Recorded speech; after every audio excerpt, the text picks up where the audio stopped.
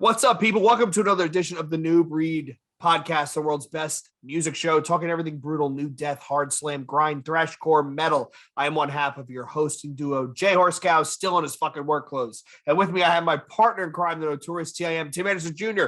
Tim, how goes it? Great. All right. So the topic of this episode, this is the first of two parts. We just did our top 20 new metal albums. We took it in a different direction. So now we're doing our top 20 metalcore albums, specifically from between 1995 and 2005, just to make things interesting. So Tim, you were asking me before we started, I was having a tough time with this, and I really was, and here's why.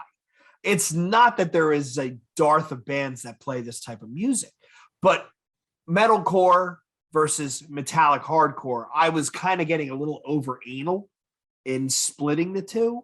And truth be told, listeners, watchers, what have you, I finally texted Tim like, dude, I'm fucking dying. I got like 10 bands. Sent me a list, and he sent me a list, and half the shit on his list was stuff I wanted to add, but I wasn't sure. So I'm taking that as the green light. Absolutely. Metallic hardcore back in the day was metalcore.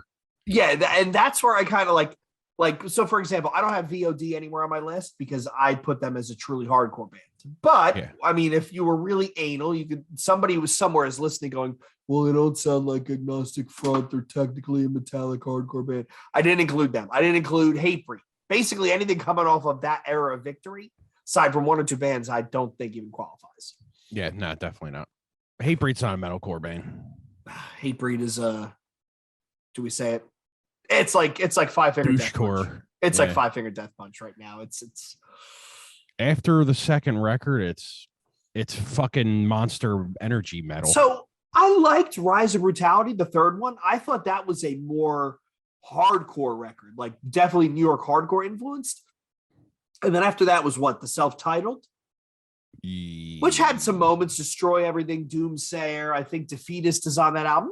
Not bad, but it just got, it's like the hardcore Tony Robbins. You know, I after a while, it's like, oh my God, we're really singing about this. It's like Korn singing about their parents being mean to them. Yeah. After a couple albums, it's like, come on, man. Are we really still talking about this? It's Monster Energy, tribal tattoos, and UFC shirt core. Yes. Salt Life. Or yep. All right, so punch your friend in the face at the bar. So I guess Tim, I mean, do we want to just who went first last time? I think it was me. We picked a number. All right, so let me grab a random number generator. Numerator. I got one. All right. Min 1, max 10. Pick a number, Tim. 9. And I'm going to pick 7. I'm going to pick 7. And the generated number 3. So I'm closer. I go first. All right.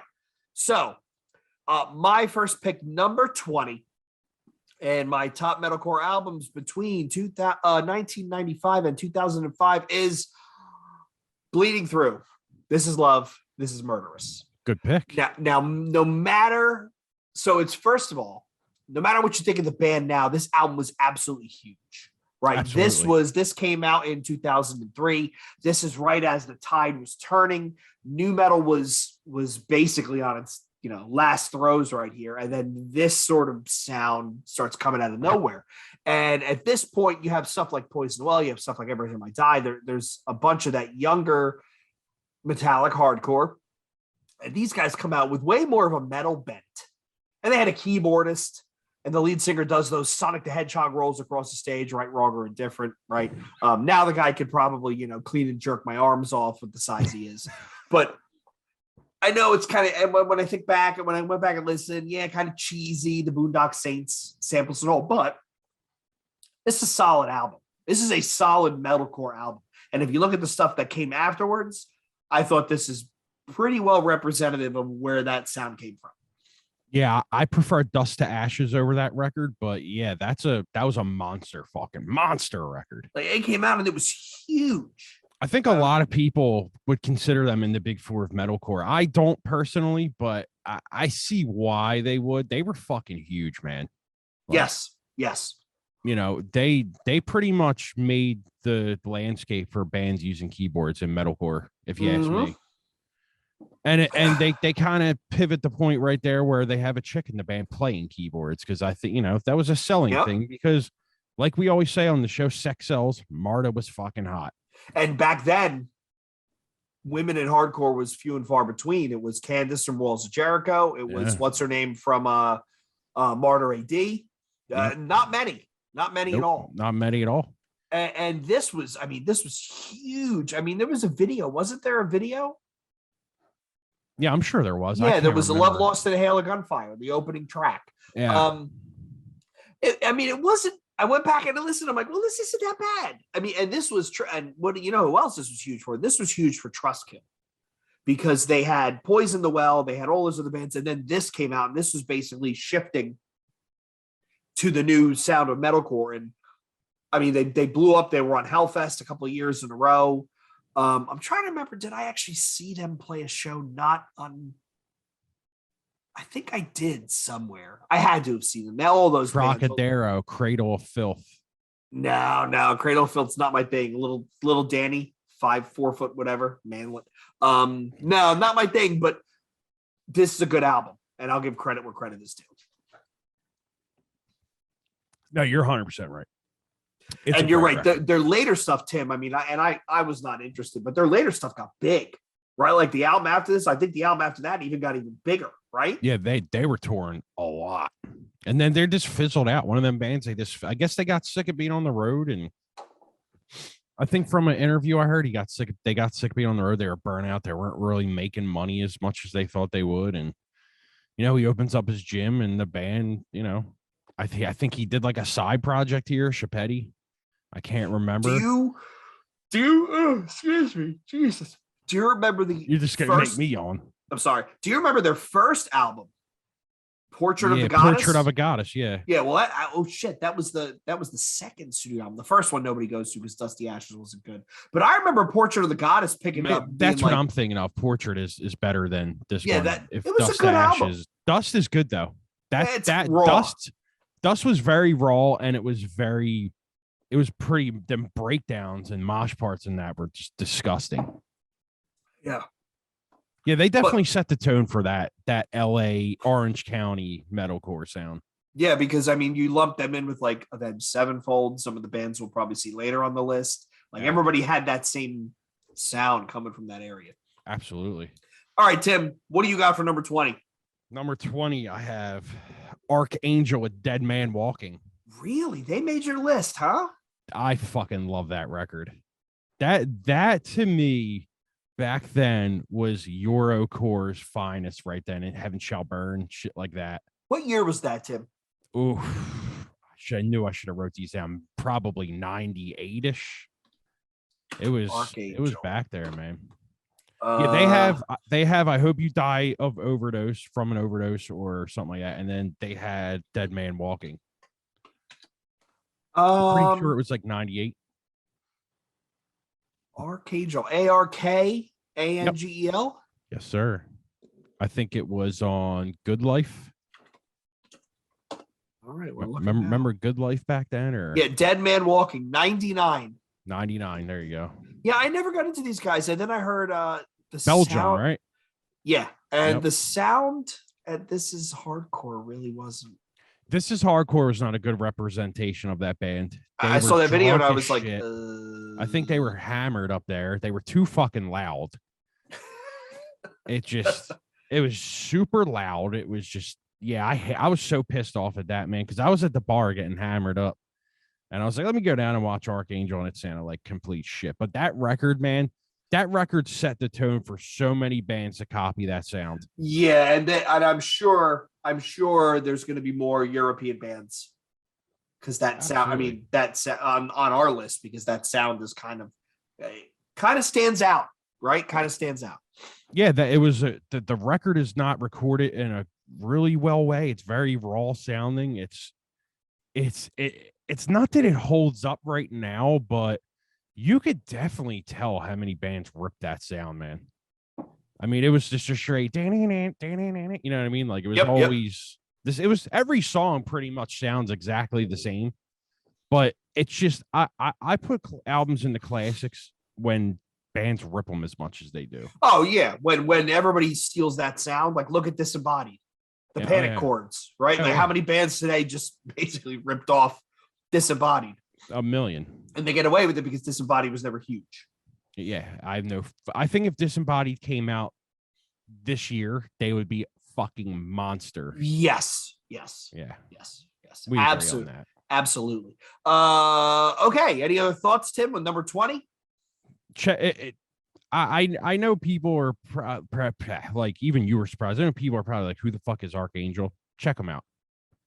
If you like Eurocore in the vein of like Slayer riffs that are real slow and not thrashy, check it out. Yeah, it's not bad. I'm just surprised I made your list, but I shouldn't be because there's going to be some weird shit for me as well. All right, so me, number 19, Tim, I'll give you the band. You tell me the album. Okay. Zayo. Wow. So keeping in mind that over the course of 1995 to 2005, there are 1, 2, 3, 4, 5, 6, 7, 8 records to choose from. No shit, right? Is it Funeral? It is not The Funeral of God. Is it Liberate? Nope.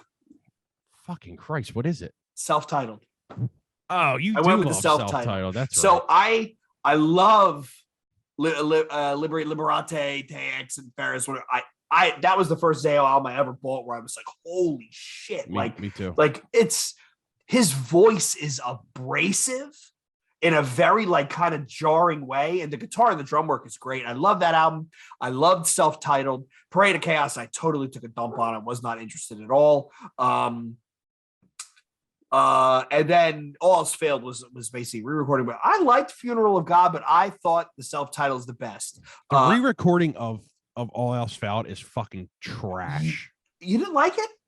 No, they butchered all them songs. Like it's sometimes you can never go home again. I mean, that Self-Titled starts with their best closer, which is 5 Year Winter.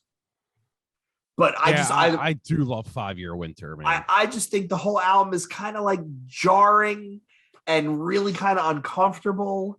And that coupled with, I mean, at this point, Russ is out of the band again. So Russ left the band. It's really Scott Mellinger and Jesse writing everything.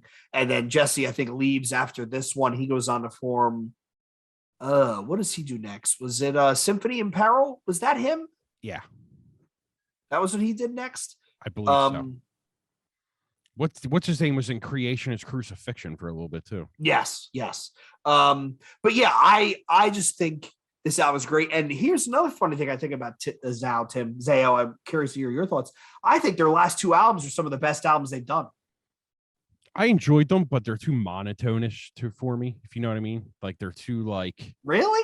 Yeah, they just don't go anywhere for me. They're like Botch. Everyone loves Botch, but like I do like Botch, but their songs just go nowhere sometimes. See, I thought I didn't like Awake at all.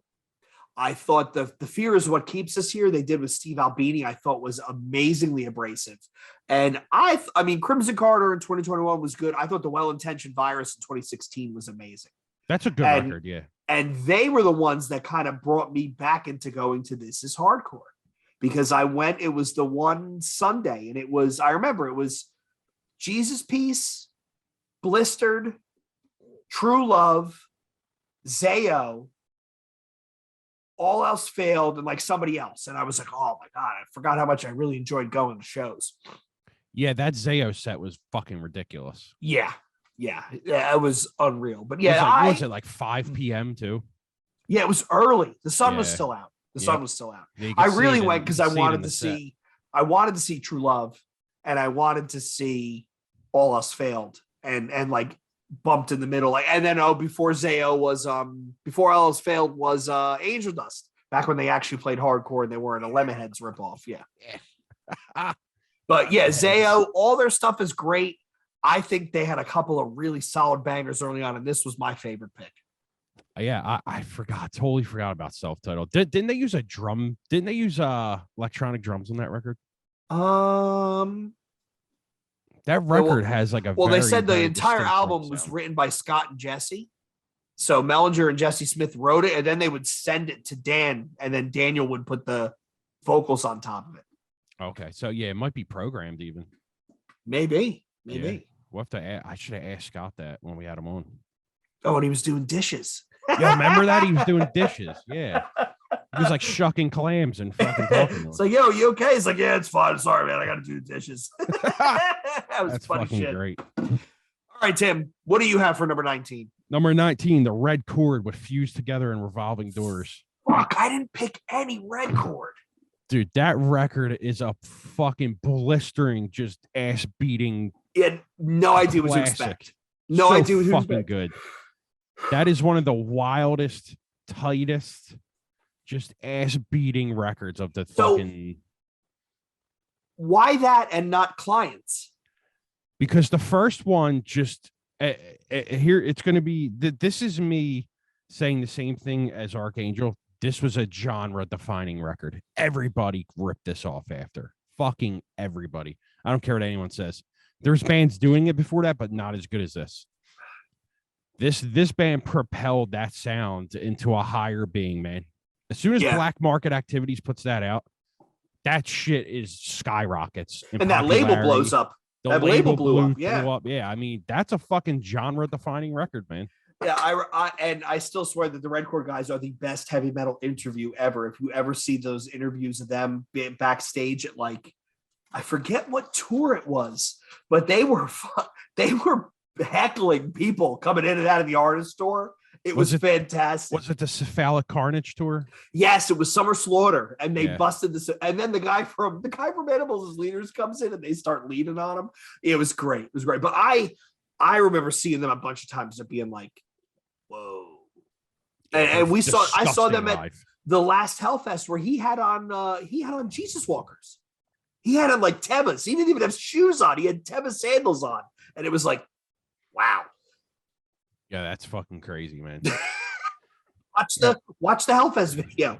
It's so annoying how much they started to get hate when what's his name became a cop. And it's like, why? Yeah, what do you care? Hardcore is so corny sometimes. Why do you care if the dude's a cop? Are you going to that show where they're playing Clients in full, the Decibel Metal Fest? When is that? It's some weekend coming up. Oh, it's coming up? Yeah, I thought Decibel just happened with Dead Guy. Well, yeah, they had that was like rescheduled from 2 years ago. It was supposed to be in the fall. Right. That's right. Yeah, I might. It depends when it is. I think that's the same weekend as Dying Fetus, so I don't think I'll be going. No, whatever. So I'm going to see is Fetus at the TLA? Yeah, and I hate the TLA, but it's Fetus, Body Snatcher, Frozen Soul, Undeath. Oh, and Chelsea Grin, but I'll be going to the bathroom during Chelsea Grin. I love the TLA. I prefer the Troc. The upstairs bar, the TLA, where it's facing the wall and then you can turn around and watch the bands. I fucking love that. That's the best. I don't think I've ever been upstairs. You can literally lean on the bar with your foot up on the bar and just fucking watch the bands. It's fucking so good. I love that. That's awesome. Never went upstairs, have you? No, I don't think I have. Do you have to buy a different ticket or is it just general admission? No, it's general. Okay. Well, I think it's 21 and over up there, but they have a bar downstairs too. Oh, yeah. The bar downstairs, I've had many a drunken evenings. The upstairs one rules, dude. I'm telling you. All right. So I'll check it out when I'm at the Fetus show. I think Dan and I are going to that one. All right. Okay. So Fused Together and Revolving Doors, hypertension, diabetes. I've had it all. I can't feel my legs. Right. Dreaming in Dog Years. That was the big song off that one. It's not going to be all right. The sound in the beginning is great. Yeah. It's a good album. It really is a good album. All right, so that's Tim's number 19. So we're looking at number 18. This may be a surprise. Well, you may be surprised that I picked this one. 18 Visions, Vanity. Not surprised at all. I almost put Vanity on my list too. I liked the album before, which was what? Until the Ink Runs Out? Was that it? Yep. Yeah. I didn't like this album at first. I was like, what is this? It was very, very different from what people were doing. And I think it caught people off guard. It caught me off guard. Yes. But I went back and listened to it the other weekend and I went, wow, I forgot how good this album. And it was on the back of Ryan Rainbow's interview with James for the Meet Me podcast. I forgot how enjoyable this was. And it was very different when it came out because it had more rock sensibility than you were expecting.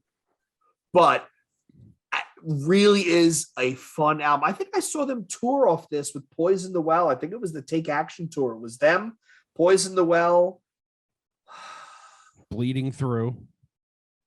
No, it was them, Poison the Well. Yes, it was. Chapetti did double duty. Did he? Yeah, I was at that. At the Electric Factory? No, that was at 4040. No, we're thinking of different shows. I'm thinking of the Take Action tour. It was them, Dillinger, Poison the Well. Oh, Take Action was the comp. Yeah. It was something for a plea for something. Yeah, it was some social thing. Hold on. Yeah, it was like a plea for something, and always had like 50 bands. Gotta get out the record book. Yeah, it was like 50 bands, all punk rock, punk. Yeah, it was a no comp, but then they stuff. did a tour. Where is it? It was. Oh, you have the ticket. The Take Action Tour 2003. It was Avenged Sevenfold, Dillinger, 18 Visions, Further Seems Forever, Himza, Poison the Well, Shadows Fall, Shai Hulud, Since by Man, These Arms Are Snakes, This Day Forward, and Throwdown. Wow.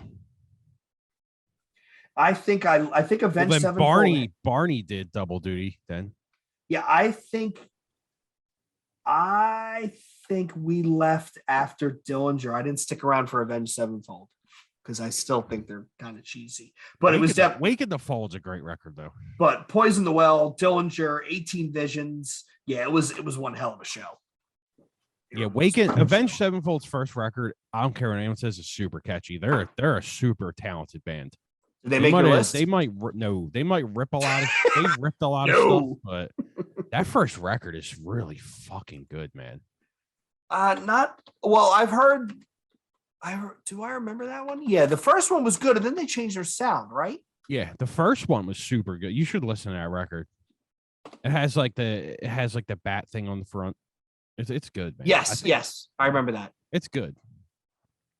I believe it. I believe it to be really good, actually. Okay. The second one, I can't remember what it's called, but they go like Guns N' Roses. Don't they go full Guns N' Roses worship? Pretty much, yeah. Yeesh.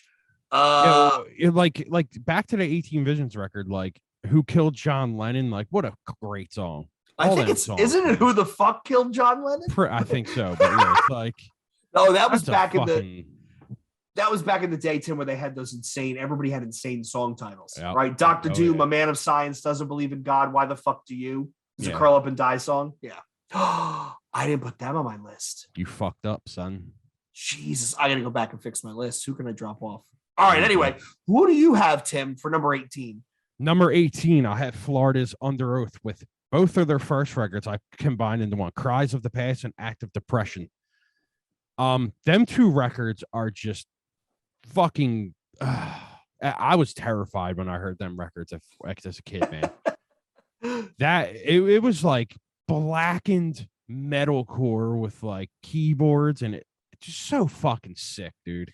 But I don't remember those two. The third album is where they made the turn, right? And they go more towards like a post-hardcore sound. Was that it? The third one had the same singer as the first two. And then he left the band, and then They're Only Chasing Safety is when they went. That's the one I'm thinking of.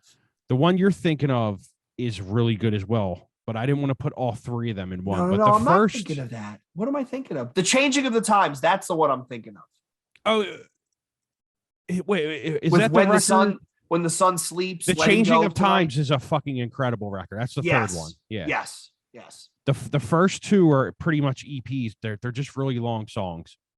But that Cries of the Past has the best two-step ever recorded. I don't care what anyone says. It is the most punishing two-step I've ever heard. And live, it was disgusting. That band, dude, have you ever heard them two records? The first two, no. Just fucking Dracula core, dude. Like the fucking vocals are scathing as hell, and like no shit. I'll check it out. Super fucking. The recordings are like really just bare bones, but they sound brutal as shit. Really good EPs, man. I still listen to them to this day. So talking about the TLA, I saw them at the TLA with Darkest Hour, God Forbid, and Atreyu was the headliner. Oh, okay. And it was funny because there were two different types of fans in the room.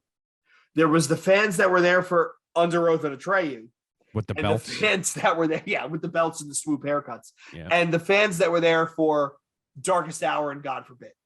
So it was jackets. Yep, it was a weird kind of dichotomy, but it was kind of wild. And everyone's standing on one side and the other crew standing on the other. Yes. And then Philly, when it went from Under Oath to, I think it was God Forbid, those that were in the back went to the front. Those that were in the front went to the back. It was kind of wild, man. It was kind of wild. I know all about them shows. I used to go to the TLA or the Troc every fucking week. That is too wild, man. But them two records before they make the three records before they make the turn, man. Some of the most undervalued, underappreciated, just what's that other word? Underrated, man. Just really good stuff. You should seriously go and check them out. You'll be very surprised, I think.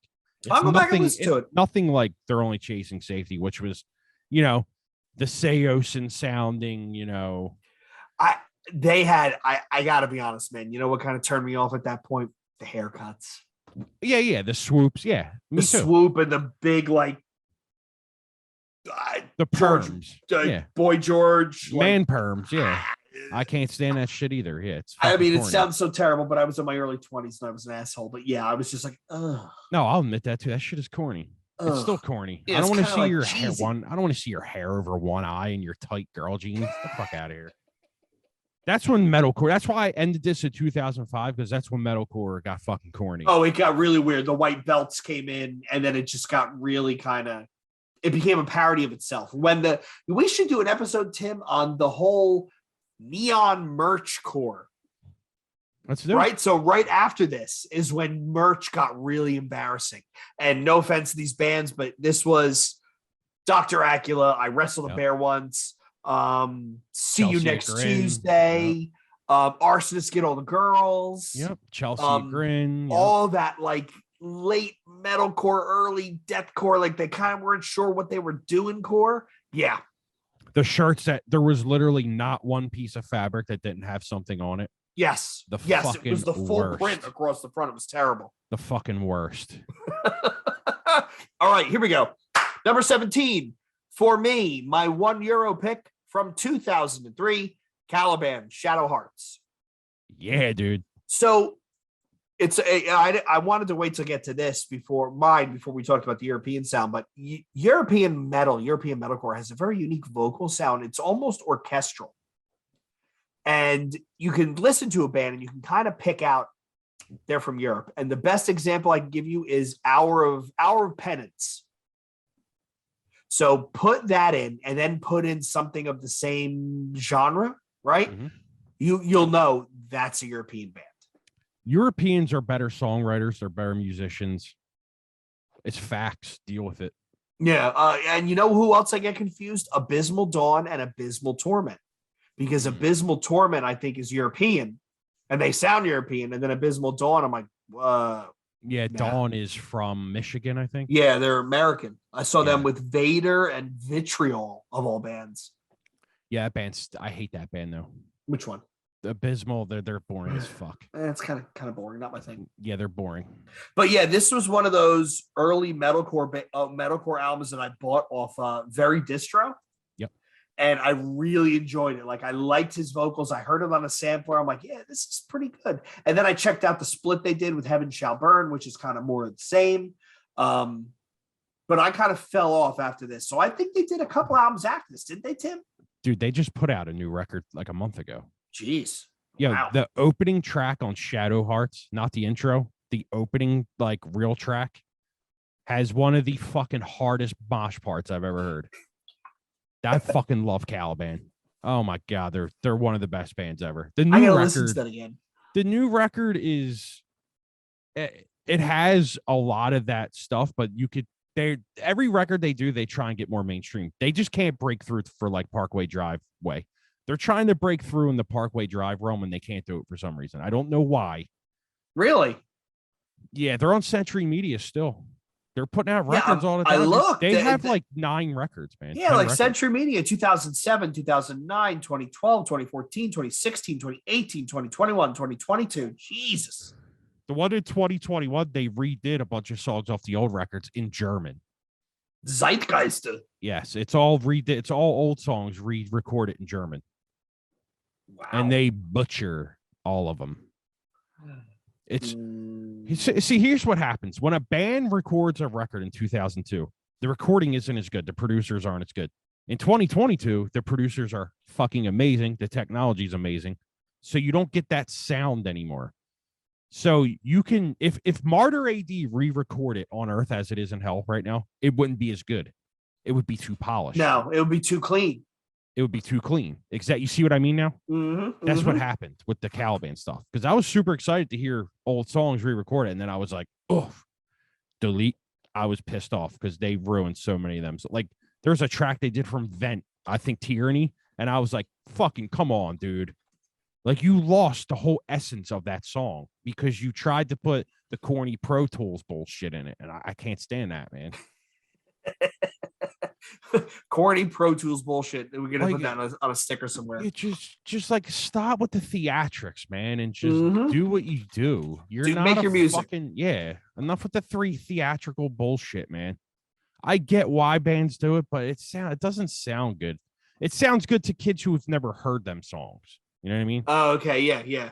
It doesn't sound good to kids who are almost 40 or dudes that are almost 40 and have loved that record when it came out. You know. That's my only problem with stuff like that. But great fucking pick, dude. I love that band. Yeah, good. So if you haven't heard them, check it out. And it's right in that solid 10-year window. All right, Tim, what do you got for number 17? Number 17, Disembodied with Heretic.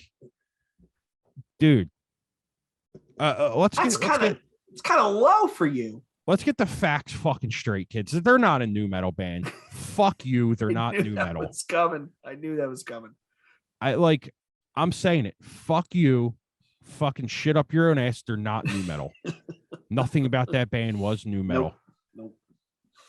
But another band who sets the fucking mold for everything afterwards. The record before that, how do you say that again? Diablerie, I think, yeah. That record's good. I think that it was a little bit lacking. I think they were still finding their footing, but Heretic, dude, 7 Stitches is a fucking monster. Like, it doesn't get heavier than 7 Stitches. Yeah.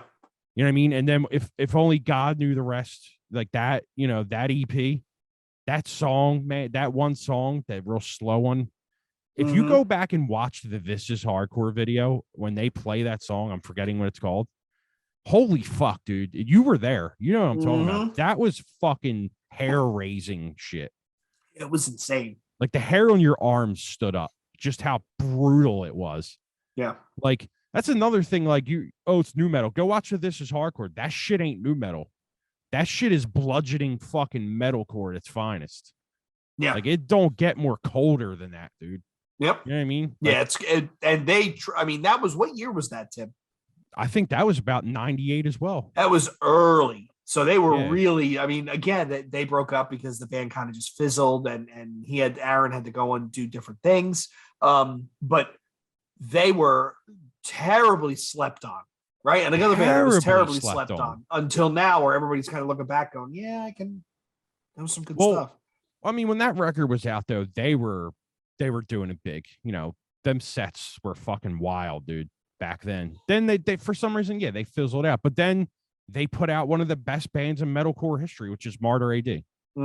Everybody wanted to fucking, nobody could write mosh parts that hard. Nobody, maybe Misera, but nobody could do it. You know what I mean? Yeah. And the fact that they used to play through bass cabinets to be even louder is kind of fucking insane if you think about it.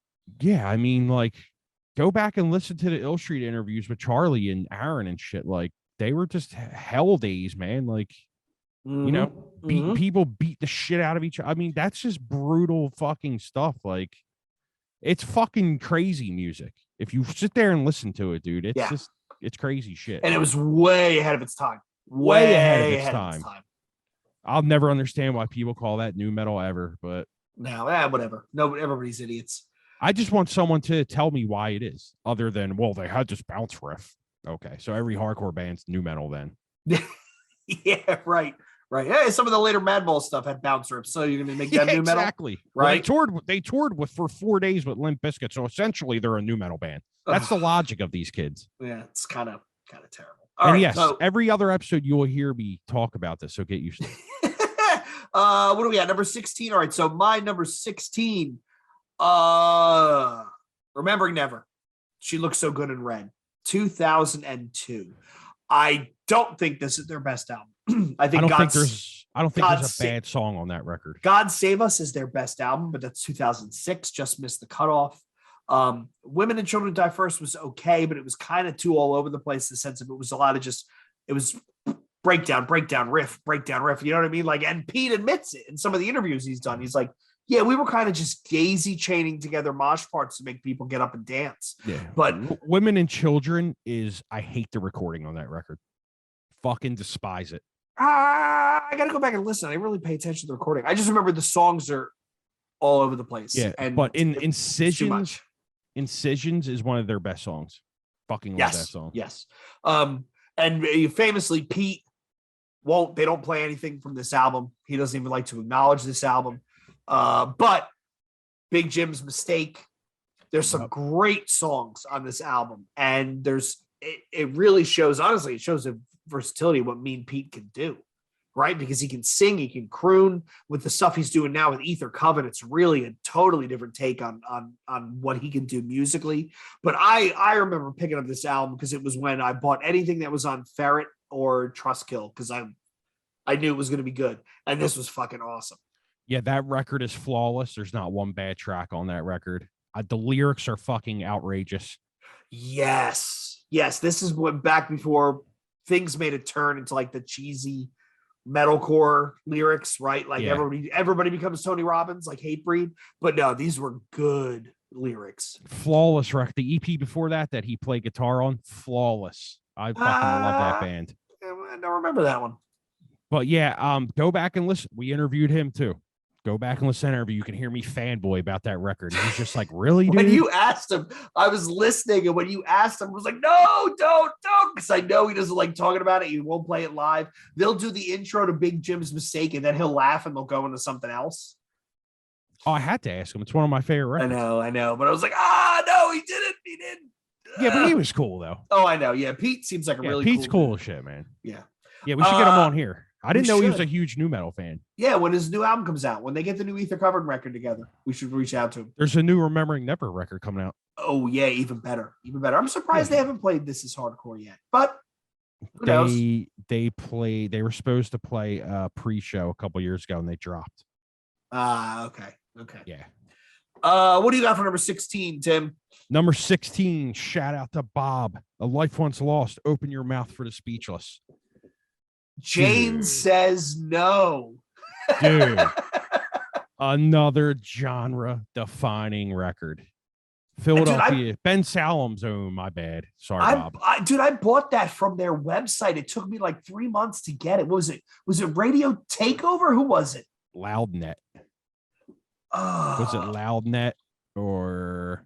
Dude, that was on like an Angel Fire site. Yeah, I forget who originally sold it. I think it was Loudnet. I'm pretty sure. Because he talked about it. It might have been Loudnet. You had to find it. You had to go to some website and order it, and then they took forever to send it. But it's, again, they were the ones who put that kind of chaotic stop-starting shit on the map. They did, dude. And that's why I keep saying genre-defining records. They put Philly on the fucking map too, man. They toured relentlessly after that. And then they did the Fourth Plague Files, which was just as disgusting, if not better, I think. Yep. The demo before Open Your Mouth is one of the best fucking things I've ever heard. And I know the guy I've had multiple people from that band on, and I always talk about the demo and Open Your Mouth, and they always say it's fucking trash. And I say, no, you're wrong. You are right. Records ever. That was Loudnet.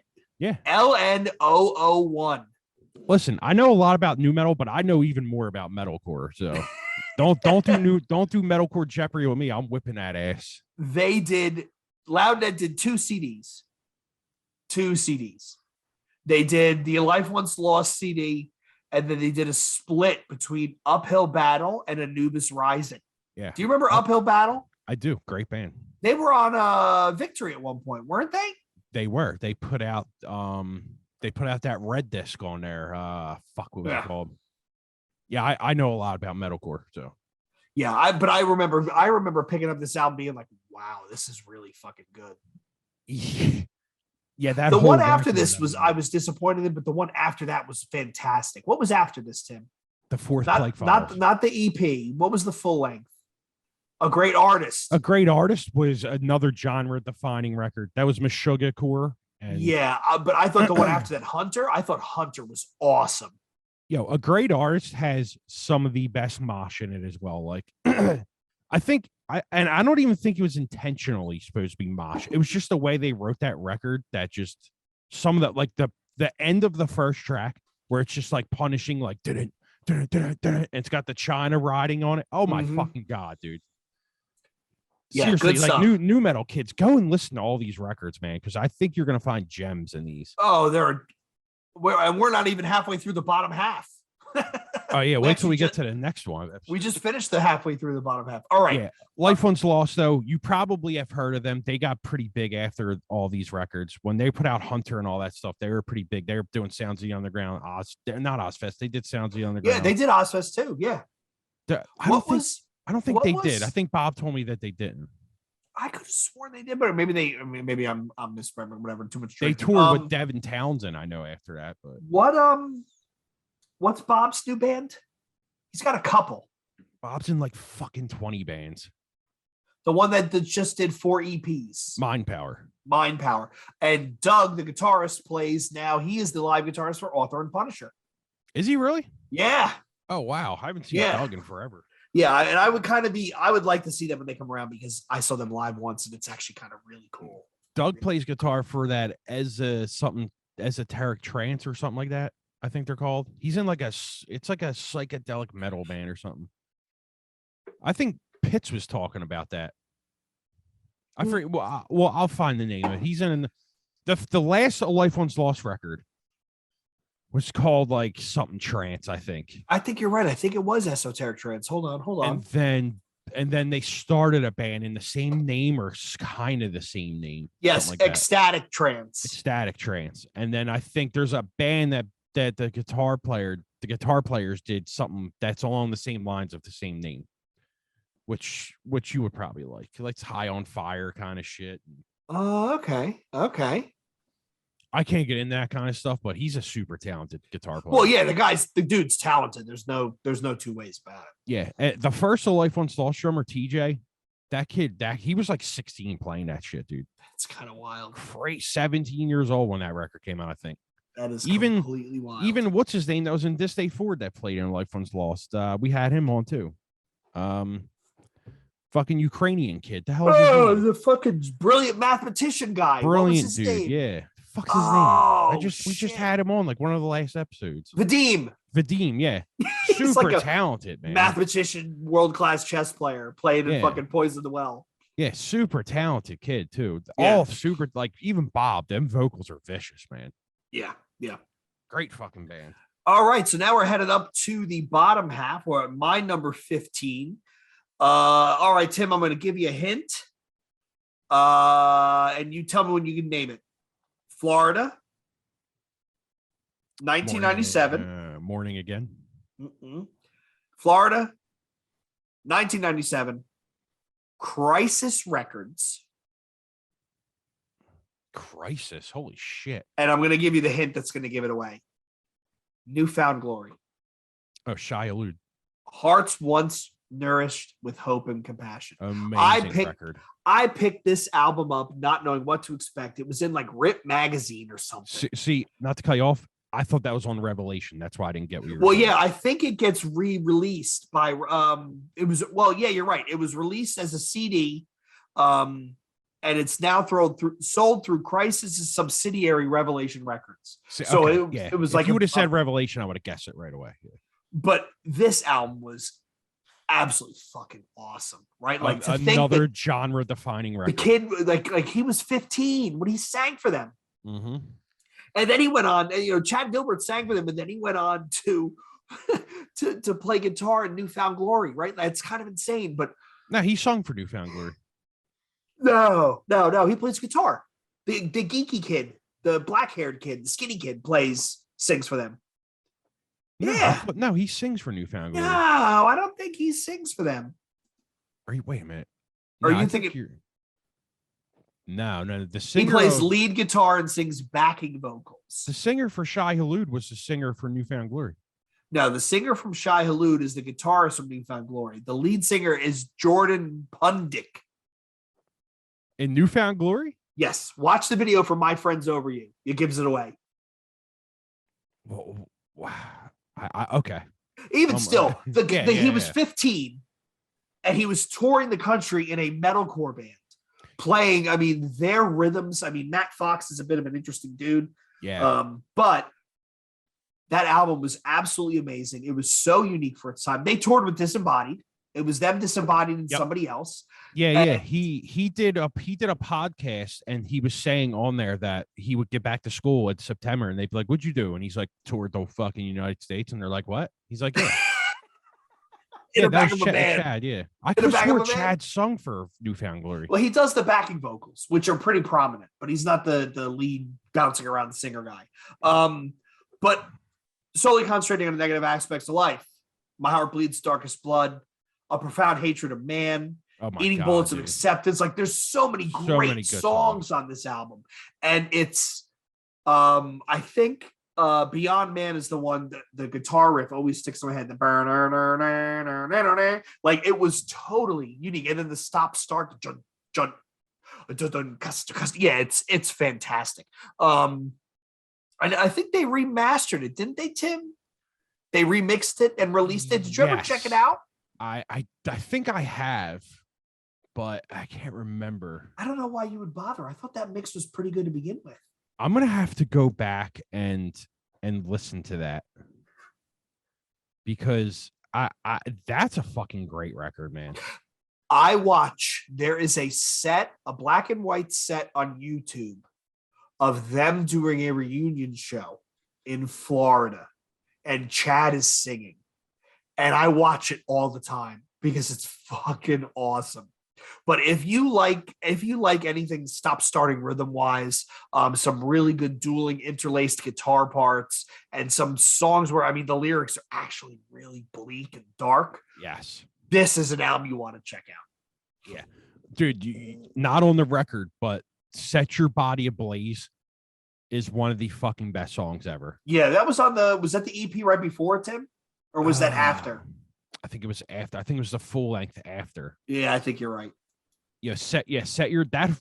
See, Shai Hulud is one of them bands that like the thing we keep saying, genre defined, because everybody ripped that sound after that emotional hardcore, that emotional metalcore shit, that uplifting metalcore stuff. Everybody did it.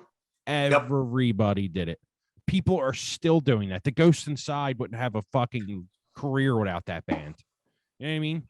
Most of the bands 2010 and on wouldn't have a career without these guys. Parkway Drive. Yep. A Starlight Drive. Yeah. None of them would have careers if it was with these guys. Yeah, it's like it's such a good band, man. I'm glad that you that you put that on there.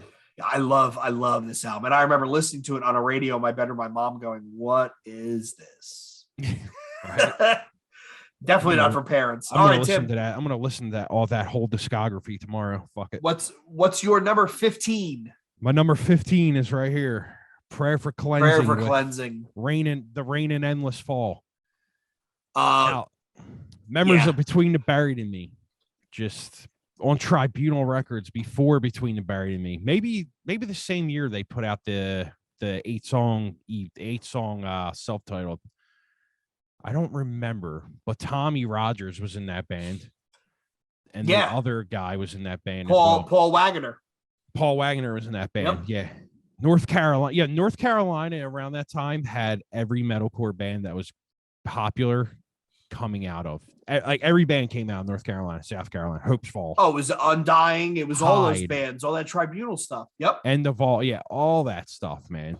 That record is so fucking good. The recording is very weird, but you get used to it like after a while. And it's like, it's one of them records that just has like the beautiful parts to it, but it's so disgustingly scathing at the same time. It's just, it's hard to like not laugh at some of the parts, but it's hard to not love them as well. I just remember this being so heavy. And Yeah, what was I saw the reunion set they played at Hellfest was in 2004. The breakdown at the end of Fine Boss Gabhael, Gabagool, is that second track song? Track? It's amazing. Yeah, that record is so fucking good, dude. I can listen to that right now and just fucking drum every part to it because I just listen to it so much. And it was heavy, right, Tim? I mean, I haven't listened to it in a while, but it was heavy, especially for the time, right? Because that was. You have the track list up?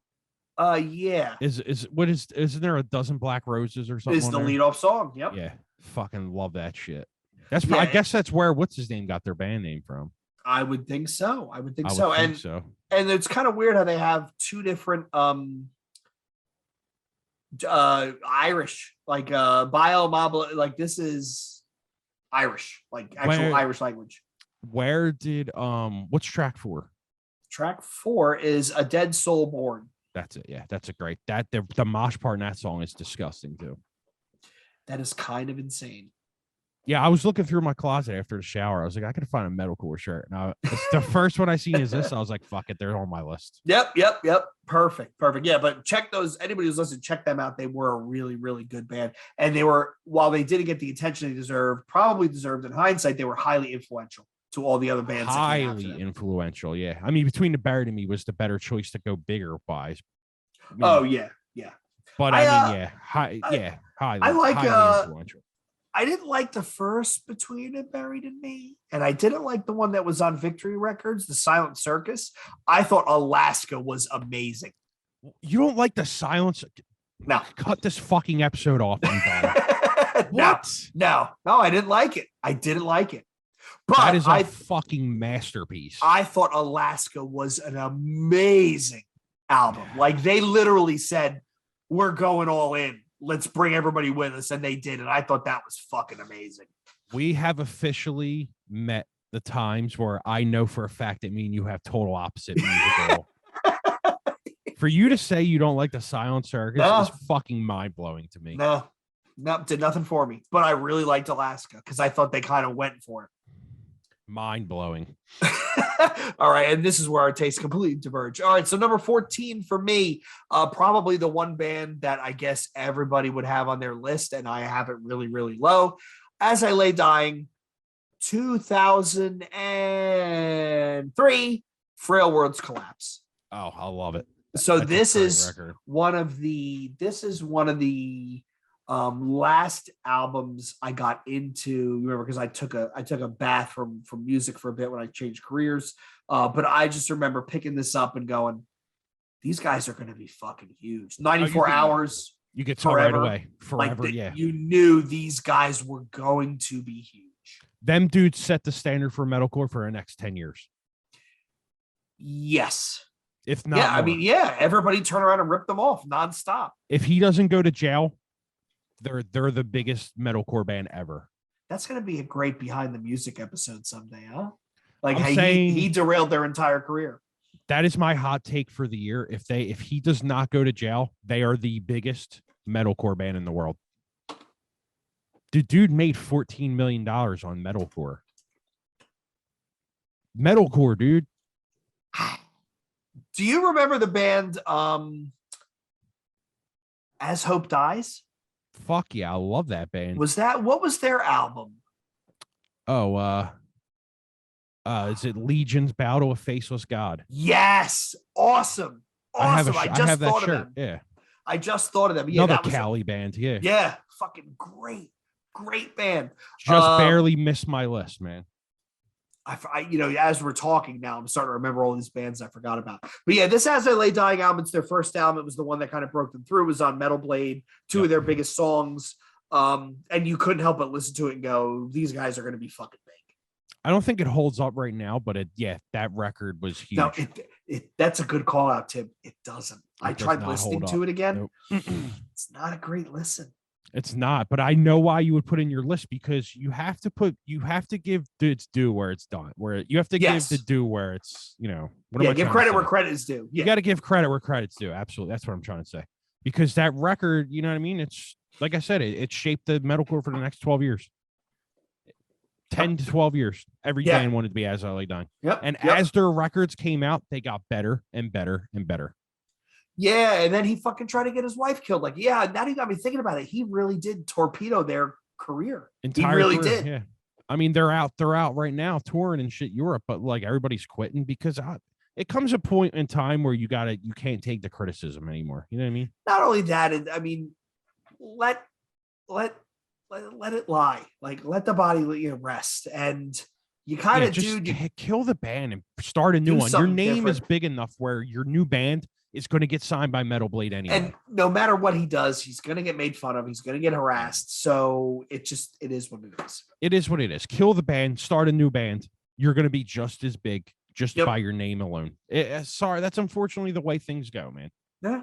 So what do you got? OJ Simpson will always be OJ. So he's never going to outlive that. No. When he's dead in 40 years, we're still going to be talking about if he killed his wife. Yep. It's just the way it is. The juice is loose. All right, Tim, what do you got for 14?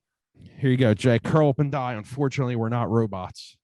So you went with okay. Yo, you'd be cuter if I shot you in the face. By the way, this band had the best song titles. Kissing You is like licking an ashtray. I mean, come on, man. That record is one of the first records I heard where I was just like the spastic, because I mean, obviously I heard A Life Once Lost before that and all that stuff, but like they did the spazzy, like neurotic stuff in a way where no other band was doing it back then. Like it was super tight, and then they would add like the blasting and like the super grindy parts, but it was just the mosh parts and the song titles that drew you in. And the vocals were just garbled nonsense. Insanely razor blade. So here we go. The track listing, right? So the first 4 songs are We Are All Dead, and each one is 5 seconds. Yeah. And for those who haven't heard the album, it's him screaming that word. Yeah, and then Then we get 100 Mile Per Hour, Vomit, dedicated to John. On the Run from Johnny Law, Ain't No Trip to Cleveland. Ted Nugent Goes AOL, which it's a brilliant song title. Yeah. Total Pandemonium. Dr. Doom, A Man of Science, Doesn't Believe in Jesus. Why the fuck do you? Yeah. You'd Be Cuter If I Shot You in the Face. Make Like a Computer and Get with the Program. Your Idea of Fascism and Global Intervention Makes Me Puke. I Lost My Job to a Machine. Yeah. Kissing You is Like Licking an Ashtray. Rich Hall, runner-up in a Carson Daly lookalike contest. I mean, unreal. Yo, unreal. You Be Cuter If I Shot You in the Faces. I love that track, man. It's just like fucking the dissonant sound in it that just goes on. And then they have that just drum reverb interlude part. Oh my God, man. It's such a good record. I thought this album was okay. I thought the EPs they did after this were absolutely brilliant. We May Be Through with the Past, but the past ain't through with us. Yeah, good stuff.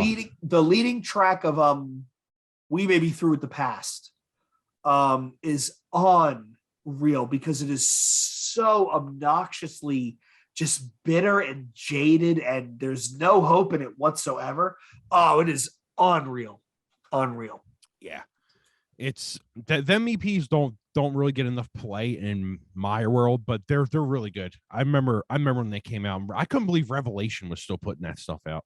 Yeah, it's kind of a weird pick for them, right? To be on Revelation. Like, they're the odd man out. They don't really fit with like Judge and Chain of Strength and all that sort of stuff.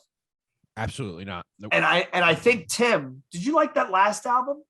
The One Above All, The End of All That Is? It was a little boring for me, but yeah, it was heavy. It was good though. It was good. It was just a little boring at times. And when I get bored on a record, I tend to not go back to it. Do you think if they had been on a different label, maybe they would have gotten some more play? A label more fitting to that sound? I always think about that kind of shit. I don't know. They must have knew someone at Revelation.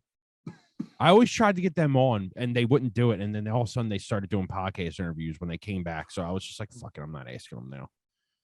But maybe I always think about that stuff. Like if so-and-so bands on a different label, do they get, you know what I mean? Like more like a black market activities or more like a prosthetic, somebody that was more attuned to that abrasive, gargled.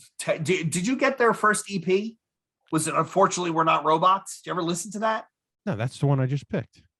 Oh, you didn't pick oh no, what was the one before that? Oh, The Only Good Bug Is a Dead Bug. That's something. I fucking love that. Now I know what I'm listening to tomorrow. The dogs are gonna lose their fucking minds because I'm gonna have it up full blast. It's gonna be screaming. I think Carl Van Dyke would have did good on Ferret. Yeah. Because Ferret had a lot of different stuff on it, like 12 Tribes, and then you would have A Life Once Lost, and then you have Nora. And then, you know what I mean? Like they had a lot of eclectic stuff. So I think they would have did good on a label like that. Yeah, I think you're right. But yeah, oh man, I've completely forgot about them. Fuck me. What a great pick. This list is going to have us going back and listening to so much stuff. That's tomorrow's listening. All right. So here we go. We're at an hour, so we got to pick up a little speed. Number 13 for me, their Victory Records debut, Southern California. Suicide Notes and Butterfly Kisses. Wow. Really? Yes. Wow. I loved the EP, Fractures in the Facades of Your Porcelain Beauty.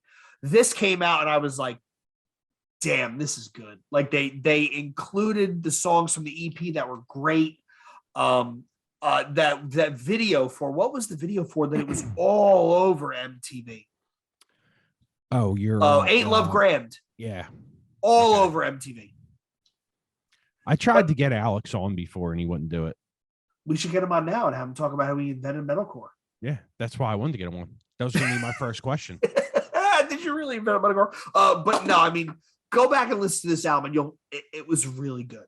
It was really good. And then they took this sound, they distilled all the best pop parts, like radio friendly stuff that'll make them famous parts, and they put it on The Curse. And I hated The Curse. Because I was like, this is way too polished, way too them trying to be big. But this album was fucking great. I thought the Tribunal EP was good, but yeah, the full length was good. I mean, after that, like you said, it got too white studded belt for me. Yes, it was kind of kind of cheesy, very cheesy. They were trying to pave a lane where they could be the big band. I don't blame people for doing that. You know right, I mean? Right there, and there was a hole. There was a hole at that point. And they're good songwriters, so I mean, it's not like I just can't take the white belt core and the man perms. I can't do it. The swoop haircuts, it's not Tim's thing. Somebody Photoshop a picture of Tim with a swoop haircut. All right, Tim, please do. What did you have for 13? Number 13, I've Stampin' Ground with Carve from Empty Words. I knew this was going to be on your list because you called them out before. God damn it, that record is so heavy. I don't know who mixed that record or what happened with the drums on it, but they machine gun sometimes, and I just laugh at it. But that record is so fucking disgustingly heavy. And I know people are like, oh, it's a hardcore record. Not really. That's fucking Eurocore to me, dude. That's straight fucking just metal riffing with just moshy fucking hard parts, whatever you want to call it. But I mean, I get why people call it a hardcore band. I get it, but that record is metalcore to me. It's finest. I mean, it's a different it's the tough guy metalcore where it's yes, which you're going to see some of that on my list. Yeah, right. There was guy metalcore. It was an interesting time, Tim, right? Because you had bands doing tough guy hardcore with metal influences. Yeah, and Marauder, they were one of those bands. Yeah, All Out War, Marauder. Yep. Yeah, I mean, yep. They were basically UK's Marauder and All Out War, if you ask me. Yep. Some of that stuff shows up on my list too, because it was tough guy. It was Mosh Shorts and breakdowns. It's but mosh shorts done... and shirts that have the same font as everybody else. Yeah, the college font. Yeah, it's college font. Yeah, it is. Ooh, you know who I don't have on my list? Oh, I gotta add them. Officer Down, amazing track. I mean, come on, dude. Kickback back then was out. I mean, so many good bands, dude. All that tough guy stuff. That tough I literally could have. Yeah, I could have did a top 50 in this easily. Easily. You know who I didn't include was I don't think they're metalcore. First Blood. Would you include them in metalcore? Nah, they're a hardcore band. Yeah, they're a hardcore band. If you would have did Sworn Enemy, I would have been okay with that. Sworn Enemy makes sense. I don't think, or even Full Blown Chaos. I think you might have I could have maybe gotten away with that, but First Blood, no. Nah, First Blood is just California hardcore. Yeah, Yeah. It's just that heavy core. It's that heavy core. You know what I mean? Yeah. Okay. So Stamping Ground. All right, we really do got to make a playlist and have some Stamping Ground though. That Officer Down, the first track. And then the tracks after that, the riffing, dude. I want to know who mixed that record because it's just pummeling, dude. Like, holy fuck. Like, I listened to it today because I knew it was on my list on the way home from work. And I put it in the Slack chat. I was like, if you don't know this record. Yeah, I saw that. That's how I knew it was on your list because you started posting. I'm like, oh, that's on his list. Yeah. and I didn't know if anybody in that group knew it. I know which album did you pick, Tim? Which one? Carved from Empty Words. Carved from Empty Words. Okay. That was 2000. 2000. Yep. Yeah. Okay. But yeah, I didn't know if people in the chat knew that, but it was funny that they were telling what's his name to listen to it. Cleary. Yeah. Yeah. That's definitely in his fucking backyard. Okay. All right. So now what are you up to? So number 12. So number 12 for me. I think this is Boston's own Unearthed. Conspiracy. 2004. Wait, what? I thought you hate Unearthed. Let me finish. Okay. 2004, The Oncoming Storm. Great. So record. One of the reasons why, for those of you that weren't around back then, one of the reasons why Unearthed got as big as they did is they fucking toured relentlessly. They played with everybody. They opened for everybody. They were always on the road. And this is back when I was actively seeing shows and they were on fucking everything. Like I actually went back and looked and I saw them. I was looking to see, okay, so who did I see them with? Well, here's them opening for Lamb of God and Shadows Fall. Great tour was there. Here's them. Where's the next show that I saw them at? Were they on? Just name a band they toured with them. You're completely 100%. Yes. This is them opening for In Flames. This is them opening for Shadows Fall, Lamb of God, Killswitch Engage. I mean, this was them at the Sounds of the Underground, right? Like they were everywhere. And Stings of Consciousness is a hardcore album, right? It's a hardcore album. The one before this is hardcore. I would give that hardcore. This was them. And I think it's because Mike Justine joined the band, who can really drum. This is them leaning into the metallic side of it. What's the song? Endless. Endless is a disgusting. Fucking banger. It is a I remember buying that EP and going, "Holy shit, this song is going to be worth an entire album." And then I'm on the album, and I was like, if there's top 20 metalcore breakdown or just breakdowns in general, that's on the list. Yes. God bless Ken Susie. God knows he can write a breakdown. But even the opener, this album is fucking a monster and it drives. Black Hearts Now Rain, Lie to Purify, like a lot of the songs that you'll see when you see them live. But no, that I give credit where credit is due. I find them boring as fuck live. Because and I've told this story before where I saw them at Sounds of the Underground. I actually turned around. I was waiting for food. And me and Rob were standing there. I looked and I said, guitar throw. And we both turned and they threw the guitar. Yeah. And then we said, he's playing the guitar behind his head. And that's what he was doing. So it is what it is. But give credit where credit is due. This album is fucking great. Like, it's a great album. Chimera was doing that in like 2005 where everybody had to go like this with the guitars. And I thought that shit was corny. Yeah, it is kind of cheesy. Like the synchronized headbanging, the jumps I can do, but I get it. You want to put on a cool show and all, but Stings of Conscience, not a hardcore record. That's a record. I would disagree with you. I think that's a hardcore album. Okay.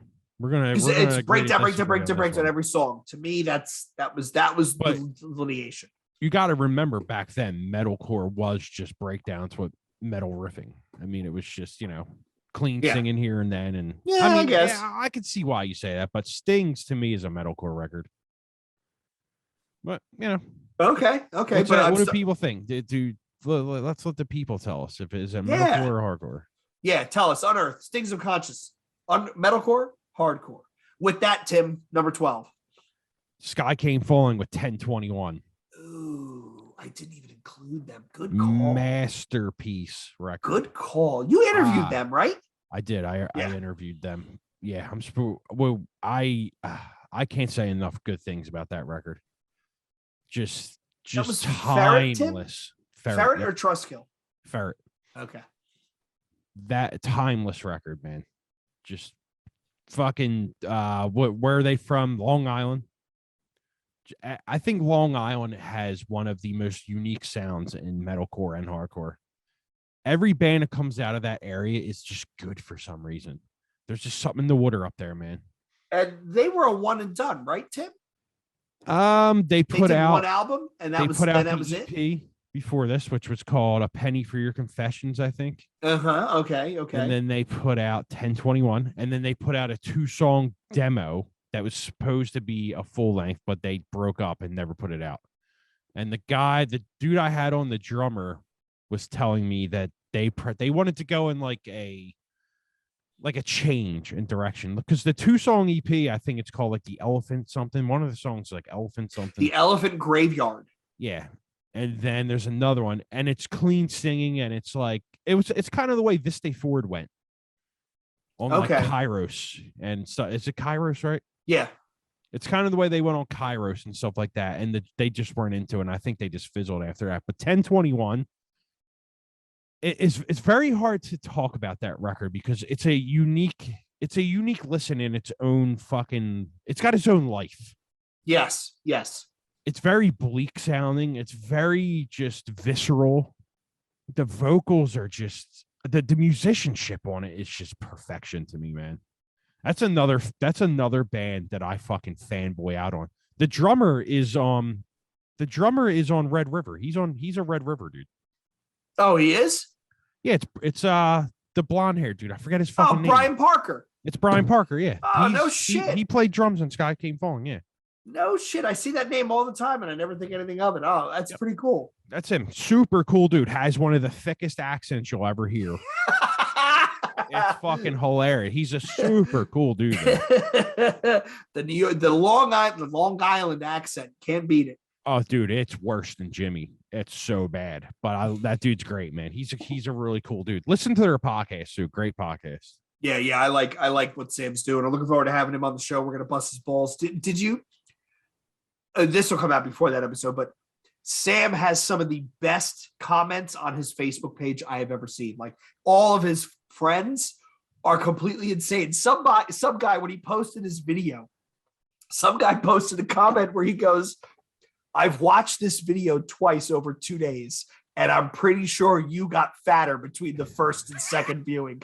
And I was like, I literally had tears in my eyes looking at the photo. Like, this is vicious.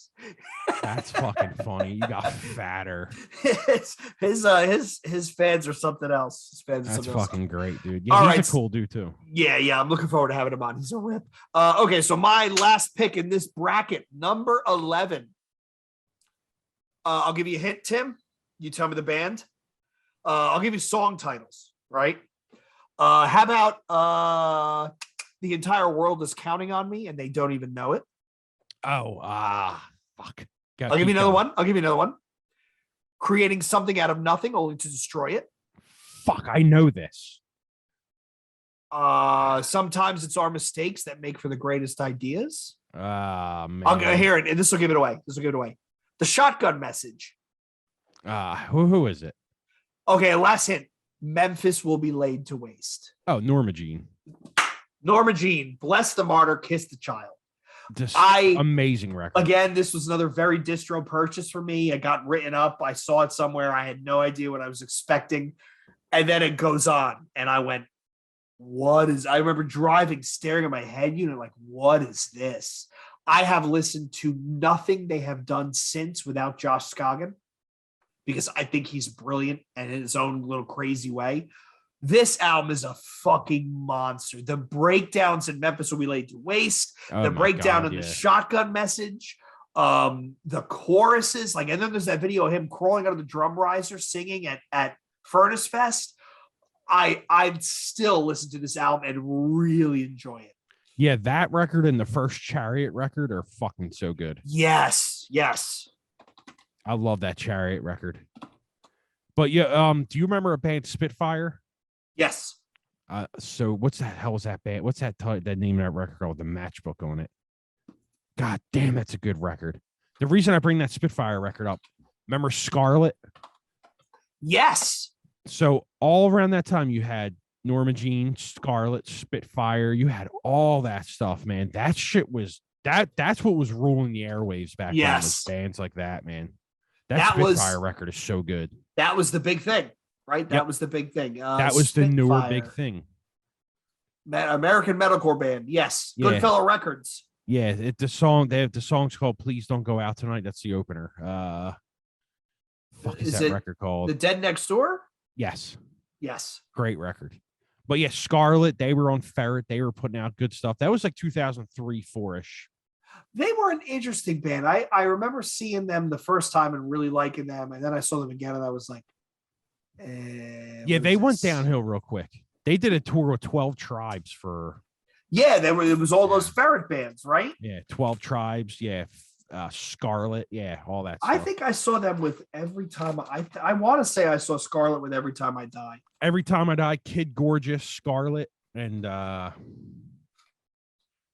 man. Yeah, you're right though. Remember Kid Gorgeous?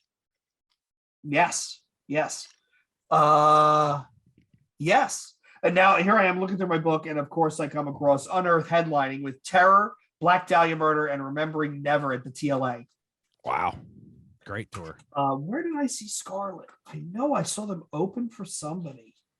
Yeah, they toured a lot too. They were getting big too. And then Every Time I Die, As I Lay Dying, the Black Dahlia Murder at the Truck. With Scarlet? Yep. Scarlet was the opener. Yeah, because I knew Scarlet came through they came through Philly. It was Kid Gorgeous. It might have been Every Time I Die as well with that. Because Every Time I Die was on the road, they were like Unearth. Constantly. Yes. They never left the road. You know who I didn't put on my list, but I'm not sure if they count. Premonitions of War.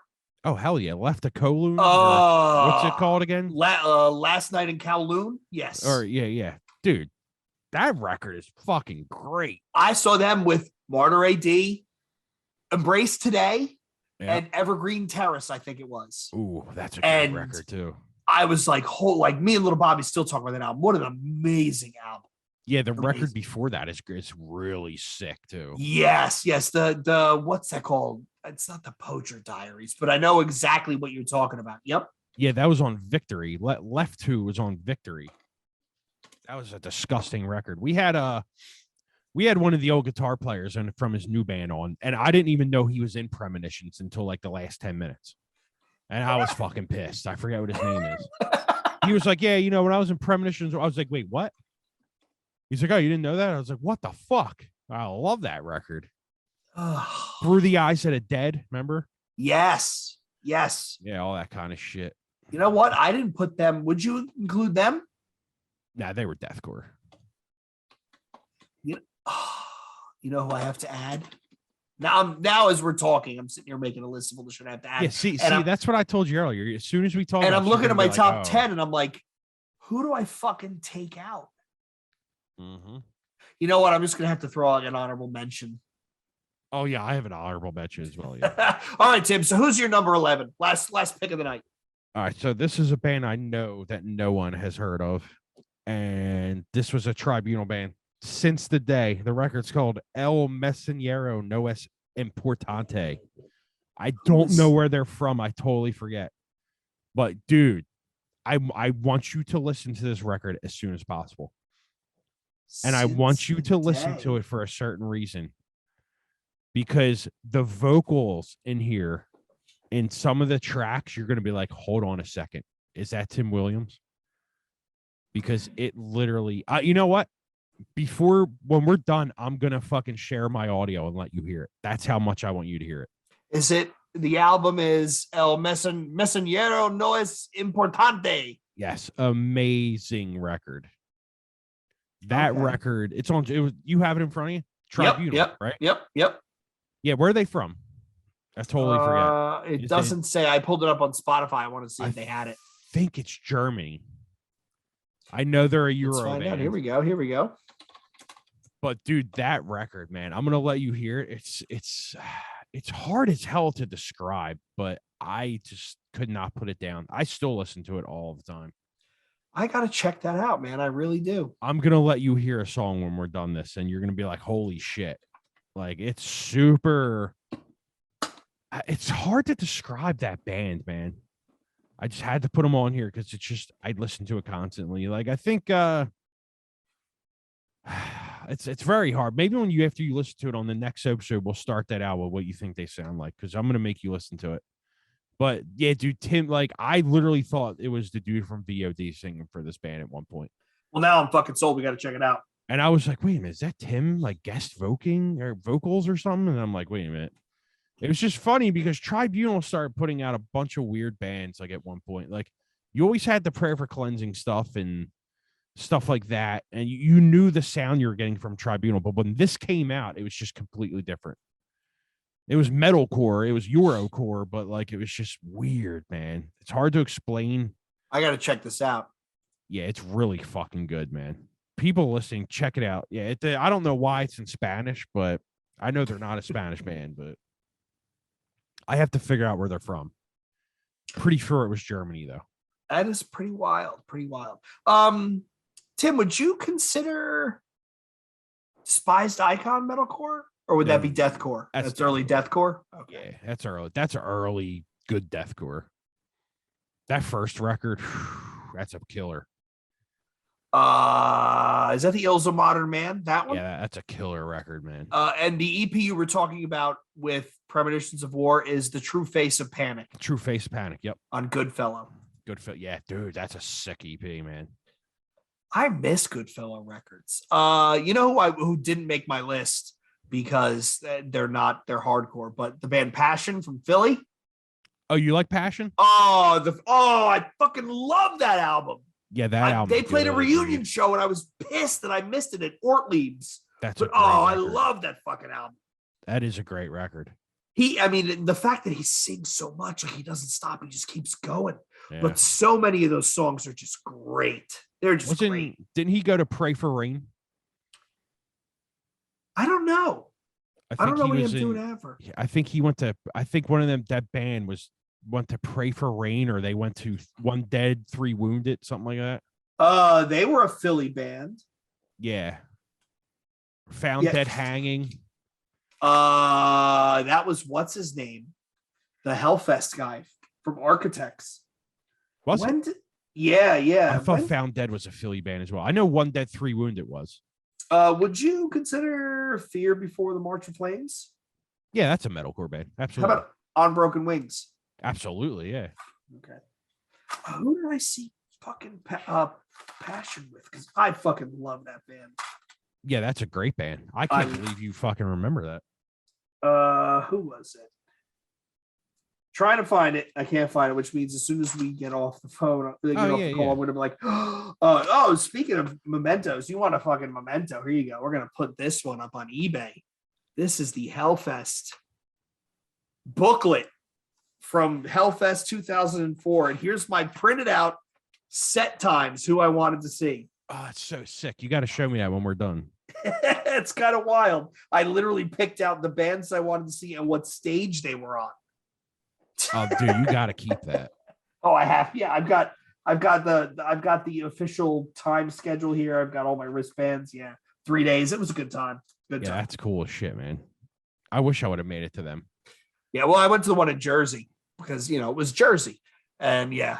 Who was that? Who the hell was I just talking to? I was talking about the Big Four of metalcore, and he was commenting, and he was like, "Yeah, after my band played, Caliban went on, and it was the most devastating shit I've ever seen. But I like broke my leg during one band, and now I couldn't. Who the fuck was that? So was it? Oh, it was what's his name from Throwdown?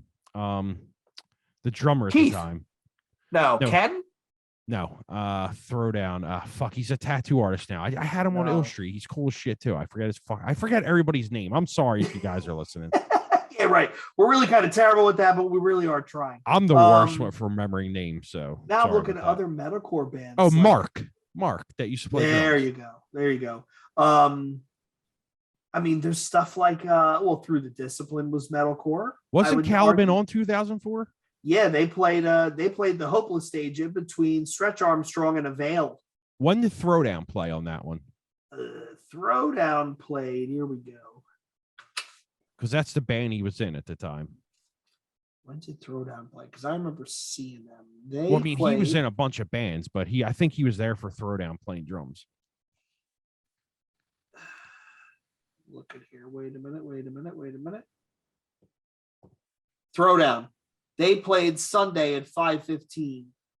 Okay. And right before them was the Bronx, Death by Stereo, and then after them was Fear Before the March of Flames and Converge. Wow.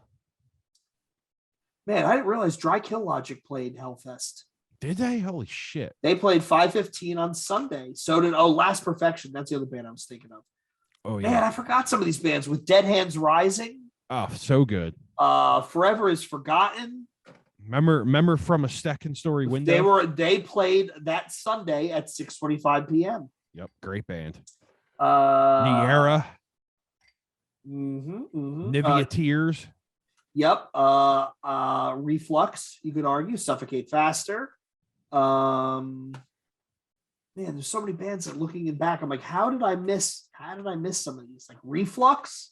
Where was I for Reflux? Reflux, it was what's his name from Animals as Leaders? Asher Vildson. Right? To what's his name from Animals as Leaders, and the bassist Evan Brewer from Animosity, and Entheos. Yeah. Yep. That was a sick band. Let's kill this. All right, let's kill it. All right, so everybody, thanks for tuning in. That was 20 to 11. Next episode, it's going to be 10 to 1. Top 10 metalcore albums from 1995 to 2005. Hope you enjoyed. Hope you found some new shit. Hope you maybe came across some bands you never heard before. Are our takes good or are our takes trash? Please let us know. No interaction is bad interaction, so we want to hear what you think. newbreedpodcast@gmail.com. newbreed_podcast on both Instagram and Twitter. We'll find you on New Metal Reddit. So until next time, cheers. Yeah, join us for our top 20 pop punk records. Just kidding. Later.